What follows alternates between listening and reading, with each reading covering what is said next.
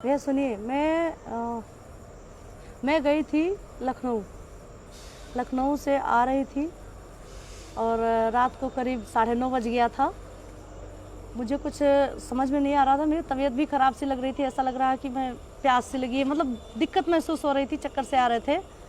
इसलिए हमें कुछ सूझा नहीं, हमने अध्यक्ष जी के पास कॉल किया और अध्यक्ष जी के पास हमने कॉल किया। अध्यक्ष जी से हमने कहा कि अध्यक्ष जी हमारी तबीयत ख़राब लग रही है, हम यहाँ स्टेशन पे फंसे पड़े हुए हैं, हमको प्लीज़ या तो कहीं रुकने का थोड़ी देर रुकने का समय दे दीजिए और या तो हमें हमारे घर भिजवा दीजिए।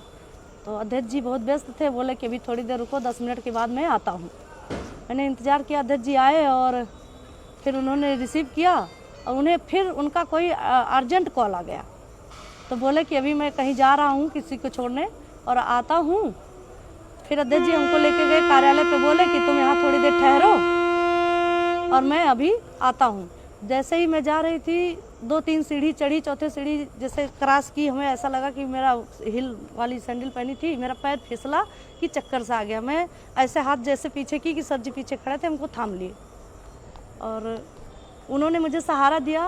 पैर फिसलने से अगर मेरा पैर भी टूट सकता था, मेरी और भी कहीं चोट आ सकती थी, सिर में चोट आ सकता था, बस यही बात है। और अध्यक्ष जी ने हमको कमरे तक छोड़ा और बोले आप तुम यहाँ अंदर रुको, मैं थोड़ी देर बाद अभी आता हूँ तो तुम्हें घर भिजवा देता हूँ किसी से।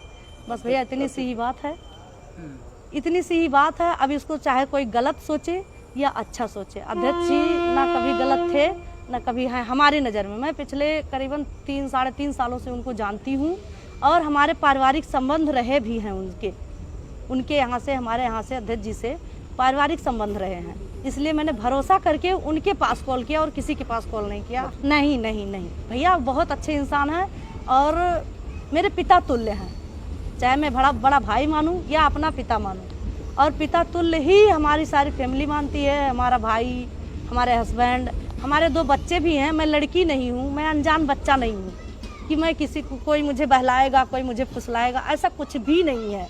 और जो सोच रहा है गलत सोच रहा है। इतने लोग अफवाह जो उड़ाए हैं मेरे खिलाफ, मैं कंप्लेन थाने में कर दी हूँ। अगर नहीं मानेंगे तो मैं मानहानि का दावा भी करूँगी, महिला आयोग जाऊँगी। और भैया मेरे भी इज्जत है, या माननीय अध्यक्ष जी के पास भी इज्जत है। वो ऐसा कुछ समझते तो किसी लेडीज को क्यों सहारा देते?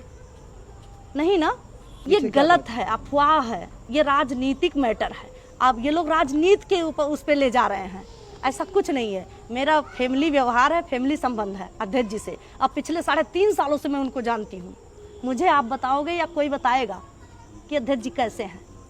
एक लोग का फ़ोन आया था कि बहन आपके साथ क्या हुआ है, कैसे हुआ है, बताइए, हम आपका साथ देंगे। हमने कहा आप साथ देने वाले होते कौन हो जी? कुछ लोग फ़ोन कर रहे हैं, 1-2 लोग कह रहे हैं डरना मत, घबराना मत बहन, ऐसा मत होना। हमने कहा क्यों डरूंगी, क्यों घबराऊंगी? मैं बच्ची हूँ, मैं 2 बच्चे की माँ हूँ, मैं क्यों डरूंगी? मैं कार्यकर्ता हूँ, ऐसी कोई घटना नहीं है। और अध्यक्ष जी को लेकर अगर बदनाम कर रहे हैं तो उनको मैं पिछले 3.5 सालों से जानती हूँ, उनके साथ मेरे मतलब पारिवारिक व्यवहार रहे हैं और उन पर मैं भरोसा करती हूँ, करती रहूँगी। अमर किशोर बम जी हैं माननीय जिलाध्यक्ष जी, उसमें देखा कि उनको लोग परेशान कर रहे हैं, उनको राजनीतिक तौर से बात कर रहे हैं, उनको लोग गलत साबित करना चाह रहे हैं। उन लोगों के देखने का नज़रिया है ना, लेकिन वो लोग गलत नज़र से देख रहे हैं। ये हमारी भी इज्जत जा रही है, माननीय अध्यक्ष जी की भी इज्जत जा रही है। नहीं, कोई सच्चाई नहीं, बिल्कुल नहीं। मैं स्टाम्प पे लिख दूं या जहाँ कहिए वहाँ कह दूं, ऐसी कोई बात नहीं। ना अध्यक्ष जी ऐसे थे मेरे नज़र में, ना है ना रहेंगे।